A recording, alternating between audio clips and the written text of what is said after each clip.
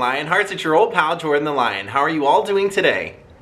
I hope you said well. I'm doing well. I got to thinking, this December I decided to go back to doing a daily vlog, and so many people really responded well to it.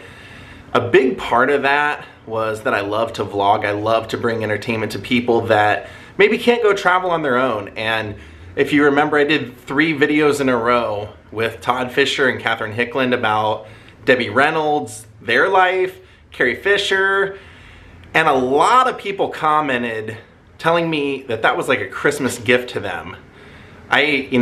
Sometimes I forget when I'm doing this how special some things really are to other people that can't get out and do them. So today, since Todd was so great at telling us some of the stories about what happened when Carrie and Debbie passed, I wanted to go out and illustrate them. So today I'm going to take us out and walk us through exactly what he talked about and kind of fill you in on what happened, how Carrie passed, how Debbie passed, and how, of course, Todd told us how he picked where they're buried, and we'll go out and take a look at it, because when I vlogged this once before, they had just been buried and their names weren't on their tomb yet, their statue that's there. So we'll go out and we'll talk about what possibly could go there, and just pay homage to Debbie Reynolds and Carrie Fisher, who passed away around Christmas time a couple of years ago, and just kind of got me thinking we should go out and pay our respects to them. So today, Daze with Jordan the Lion, it begins right now. We're heading out to Forest Lawn Hollywood Hills Cemetery. Let's go. And of course, since they were both animal lovers, they're gonna have a part of you at the end of the vlog. We'll feature you too, handsome devil. Good morning, Ja.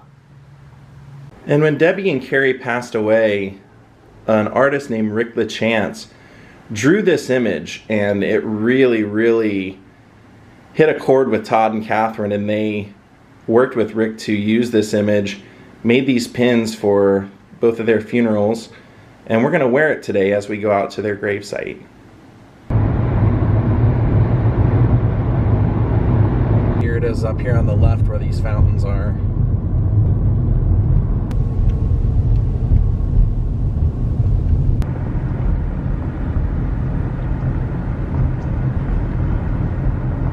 Alright, we've made it here, and today's special Patreon sunglass vlog is for Winkle. And I thought, since Todd Fisher was kind enough to let us into his home and Debbie's home to share Carrie and Debbie's mementos, I wanted to bring some flowers for his girls. He wrote a book called My Girls, and these are for them. So let's head on in and I'll show you his path that he took to select where they are buried. So this is the section that he chose, and he told us the story of walking through here. And he said, first off, he noticed Betty Davis over here, which his mother was good friends with because of the movie that she made with Betty and Ernest Borgnine, The Catered Affair. So he said, I saw Betty and I thought, well, that's pretty cool. Betty and my mom were good friends. So here's Betty. We've done a whole vlog on her career before. And Betty was kind of known for being one of those people, either she loved you or she didn't, and she definitely liked Debbie. So he said, then he continued on, and we will. Now Todd said, even though this was a sad event that happened, them passing so close together, Debbie and Carrie, he said it was horrible yet beautiful. Truly magical is how he described it. So we'll continue on up here. And he said, and then I saw my mom's other friend, Liberace. It's very interesting if you watch this little 2-minute clip online of a little documentary of Liberace at his house in Vegas. They show the marquee of him performing at the Hilton with Debbie opening for him. So he said, I saw Liberace, which was also one of Mom's friends. And also Liberace's buried with his mother.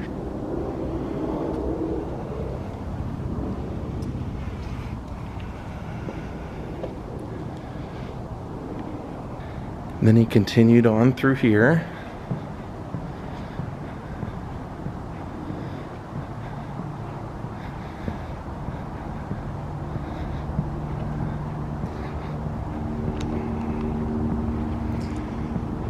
Ronnie James Dio is buried right over there. I don't think that that had any bearing on why they're buried here, though. I'm kidding. Just having some fun, you know.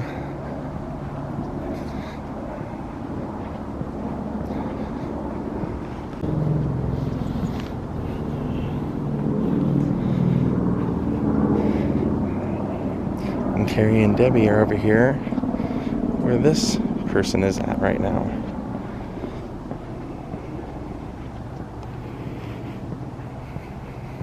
So as Todd said, once he got out here, he said he saw this statue of a mother and daughter together, and he said, and then all of a sudden he was completely swarmed by hummingbirds. And he said his mother and Carrie both had a thing for hummingbirds. So he said he knew right then he had to get this for the family plot. And he even told me that that design that's on the pin that we're wearing, he said that was what he was thinking of replacing this statue with. Having a vision of Debbie and Carrie walking away together. Debbie as herself from Singing in the Rain, and Carrie from Star Wars. Look at that. So festive. Look at that, man. That's beautiful.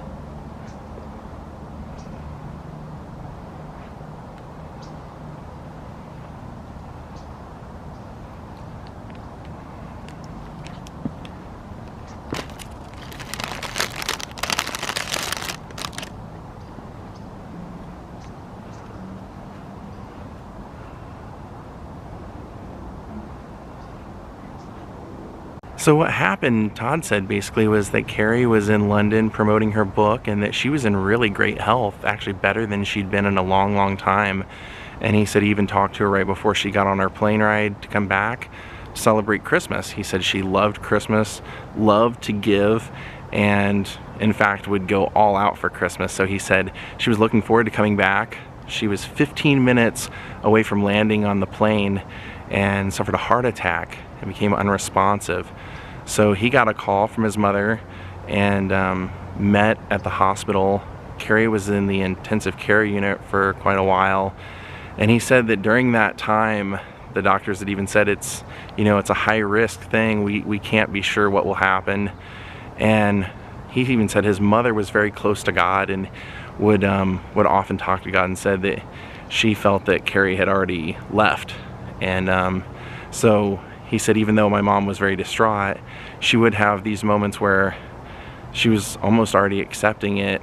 And so when Carrie finally passed, he said that his mother said that I need to be with Carrie.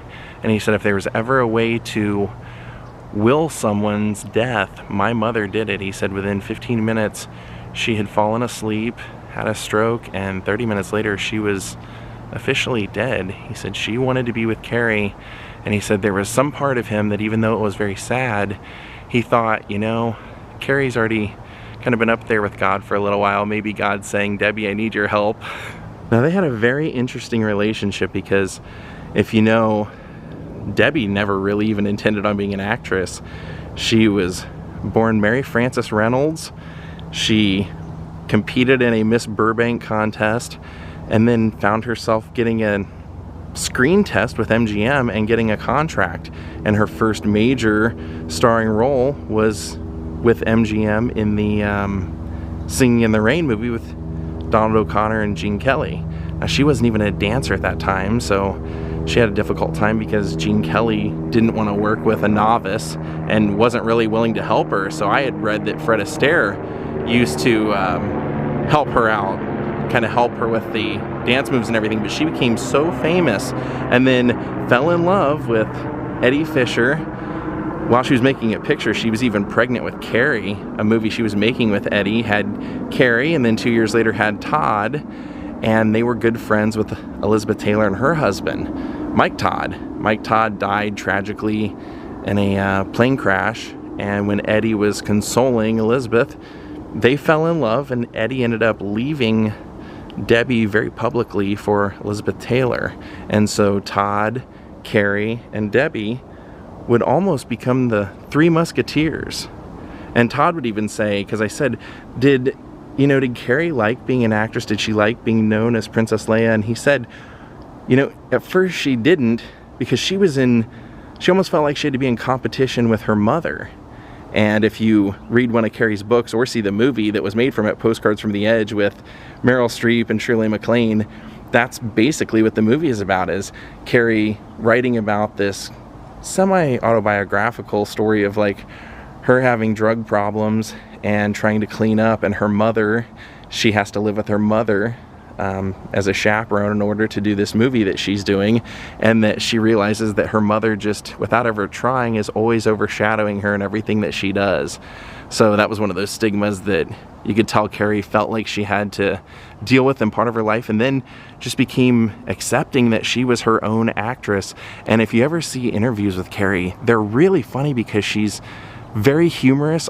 Almost every line is said in a joking manner, and she's very self-deprecating, but not in like a making you feel bad for her. She makes light of some of her mistakes. And even Todd said that was one of the things he loved most about her, was that she had a mental illness and she was open about it, and she gave other people the courage to come out and live with that illness without being ashamed. So you'll see here that right after Christmas, December 27th, Carrie passed away. And Todd said it wasn't, he said we had all said everything before, so there was nothing left unsaid. And then, of course, right after, Debbie, as Todd said, willed herself to pass. And then, just a beautiful, beautiful thing where he said now they're together forever, always. Debbie got what she wanted, which is to be with Carrie. And he said even though, there was that time in Carrie's life where she might have felt like she had to be competitive or live up to Debbie, they never really had that later on. They really took care of each other. Carrie always took care of Debbie, and Debbie always took care of Carrie. And all three, Todd, Carrie, and Debbie, they were just always a true family, true loving family with a great sense of humor. And it's nice to know that Todd had that moment here where he said that not only will he and Catherine also be buried here, but Debbie's dog Dwight will be buried here. And Debbie had always said to Todd, I don't want to attend my daughter's funeral. And she didn't have to. One of the things that I loved about meeting Todd Fisher was that he really made it clear that his family, like his mother, when she became an actress, she took it very seriously, and that became her whole life, and she always gave back to the fans, always treated the fans very respectfully. And same with Carrie. Carrie, being Princess Leia, became very famous for that character and would meet a lot of fans and ended up embracing it. Todd does the same thing. He's very open to the fans of both his mother and sister, and he goes out of his way to keep their legacy living on, telling stories about them, sharing their mementos, keeping their mementos so that they're safe. That's really like one of the greatest legacies that Debbie and Carrie both have, is knowing that everything that they did, that their son, brother, is keeping things going on, and that fans will always get to appreciate their wonderful art. And I said that in the movie Postcards from the Edge, Meryl Streep and Shirley MacLaine are the stars of that, and that was based off of Carrie's life. Meryl Streep, of course, plays Carrie, and Shirley MacLaine plays Debbie. It's kind of funny because ironically, Shirley MacLaine was who they wanted to be Unsinkable Molly Brown, and because of a contract dispute, she didn't get it, but Debbie wanted it so bad that she ended up getting it and almost won an Oscar for it. And Debbie, as far as Todd said, that was her favorite movie because Unsinkable Molly Brown really was who his mother really was. So really cool to get firsthand stories from Todd and to get to come out and share this all with you today. And I don't know if this will stay, if this statue will remain here, the mother-daughter, because he had told me that he's had different prototypes made of the figure I told you about that's on this pin. I'll show you again. So it's very possible that they will replace these two figures right here with the one by Rick LaChance. After I filmed the vlogs with Catherine and Todd, Catherine took a fall and ended up breaking her arm in 2 places and had to have a head surgery, so she's recuperating as I'm filming this. 2 of the nicest people I've ever met, Catherine and Todd, so please send your well wishes out to Catherine. So what I'm going to do now is we're going to go out to Coldwater Canyon, and I'm going to show you the outside of Carrie Fisher's home gate, because Carrie moved into the home that Edith Head once owned, which is very interesting because Edith Head treated Elizabeth Taylor like a daughter. Elizabeth even had her own room at the top of the stairs, and then Carrie would go on to live in that house, buy that house. So Elizabeth was her stepmother, and then once the house next door was for sale, Debbie bought it. So Debbie and Carrie were neighbors. Once you see the gate and everything, you'll know why I wanted to show you, because it's still the way it was when Carrie lived there. So let's head off to Coldwater Canyon.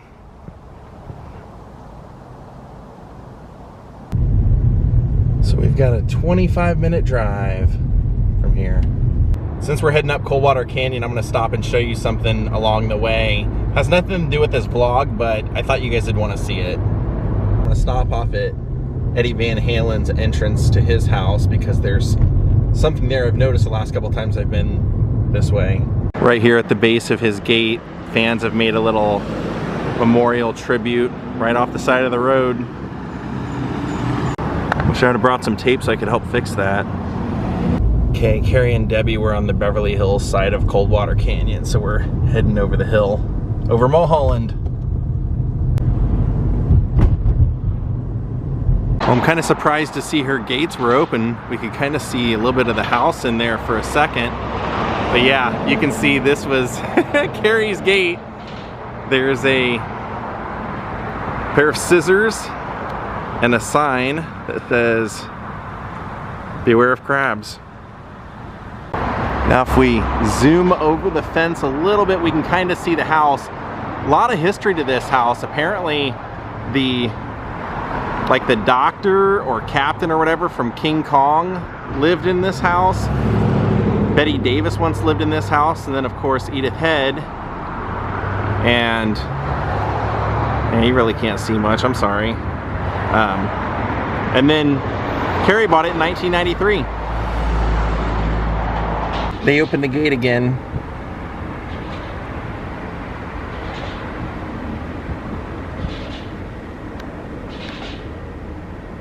There's the house. Well, what can I say? We got what we could. It's funny, Debbie said when Carrie called her, she said, "Mom, my neighbor just died." And Debbie said, "Should I go to his funeral?" And she said, "No, you should buy his house." That's how it happened. So not only was Todd nice enough to give me this from the funeral of both Debbie and Carrie, but he gave me something else, and I'm going to share it with you since I can. Here you can see the little booklet from their funeral. He was nice enough to give me one of these, so I want to share it with you. What a great picture of Debbie and Carrie together on stage. Young little Carrie performing. And then down here at the bottom, of course, it has their birth and death dates. And then I can show you the inside is a picture of Debbie and Todd. Isn't that great? And it says at the bottom, "We shall meet again." Then it says, "Debbie Reynolds and Carrie Fisher lived every precious minute of their lives. They lived nothing undone and nothing unsaid, and today is our reminder to see to it that someday the same can be said about us. They both loved a good party, so what better way to celebrate them than to throw one? With every choice we made in planning it, we asked ourselves, would the girls like this? In the end, though we realize there's only one thing that matters, that you're here, sharing the singular experience of having loved and been loved by two women who left an indelible mark on this world and on each of our lives. Thank you for coming to Debbie and Carrie's party. Your presence means so much to our family. enjoy, celebrate, find joy and comfort in the love in this room today, and above all, live. Todd and Catherine Fisher. And I love that Debbie's there with her Oscar. And of course, very fitting on the back, don't be afraid of death. Be afraid of an unlived life.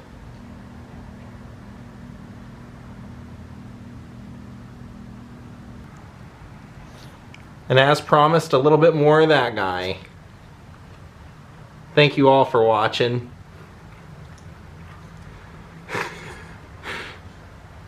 You got, what's going on over here, Ja? I promised everyone a little bit more pet activity at the end of this vlog. Why don't you wrap it up for us? Say thank you everyone for watching. Go watch some Carrie and Debbie movies. Have a great night and goodbye!